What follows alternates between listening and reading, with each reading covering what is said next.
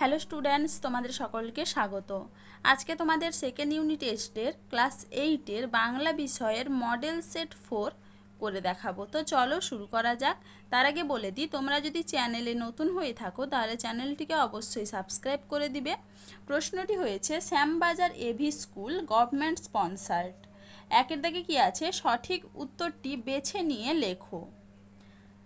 দাঁড়াও কবিতার কবির নাম?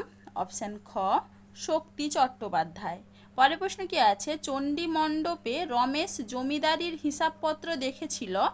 উত্তর হবে কি? অপশান গ গোপাল সরকারের কাছে। চলো এবার পরের প্রশ্ন কি আছে?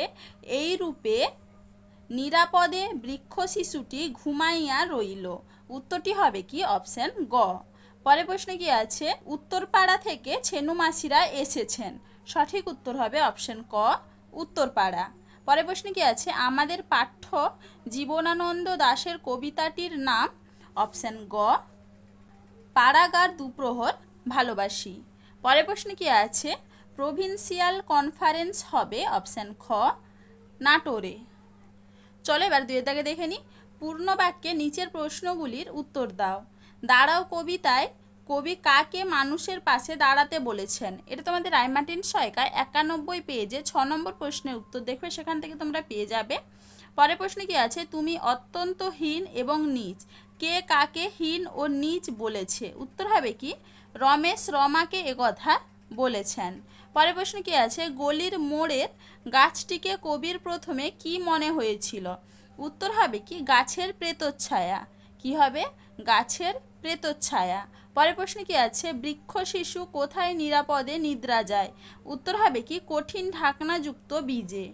কি হবে? আবার বলছি শোনো, কঠিন ঢাকনাযুক্ত বীজে। চলো এবার পরের প্রশ্ন দেখে নিই। দুর্বার ইচ্ছায় হাওয়া কি কি ছুঁয়ে গেছে? উত্তর হবে কি? পৃথিবীর সব জল সব তীর ছুঁয়ে গেছে। পরের প্রশ্ন কি আছে? বুকুর বাড়ি কলকাতার কোন অঞ্চলে ছিল? উত্তর হবে কি? ভবানীপুর। পরের প্রশ্ন কি আছে? দুপ্রহর শব্দের অর্থ কি? উত্তর হবে কি? দুপুর। পরের প্রশ্ন কি আছে? মাচানের পরে কি আছে?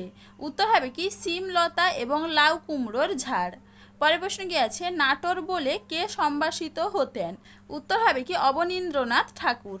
পরের প্রশ্ন কি আছে? গ্রামের একমাত্র ভরসা কি ছিল? উত্তর হবে 100 বিঘার জমিটি। চলো এবার তিনের দাগে দেখে নিই। 2-3টি বাক্যে যে কোনো দুটি প্রশ্নের উত্তর দাও। অবিশ্বাস্য চোখে চেয়ে দেখলুম, বক্তা চোখে অবিশ্বাসের ঘোর কেন? এটা তোমাদের রায়মার্টিন সহায়িকায় 106 নম্বর পেজে আছে, সেখান থেকে তোমরা একটু দেখে নিবে। পরের প্রশ্ন কি আছে? মাছ তুলে দ্বীপ জলে কেন? এটা তোমাদের রায়মার্টিন সহায়িকায় 121 নম্বর পেজে আছে, সেখান থেকে তোমরা একটু পড়ে নিবে। পরের প্রশ্ন কি আছে? স্বপ্নে যে বেদনা আছে, কবির স্বপ্নে কেন বেদনার অনুভূতি?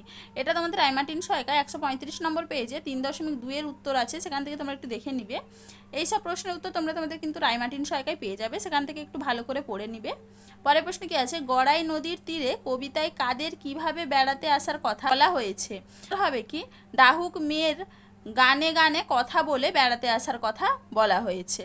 তাহলে দেখো স্টুডেন্টস, আমি এখানে তোমাদের প্রশ্নগুলির উত্তর কত নম্বর পেজে কত নম্বর প্রশ্নের উত্তর সেটা লিখে দিয়েছি, তোমরা একটু দেখে নাও।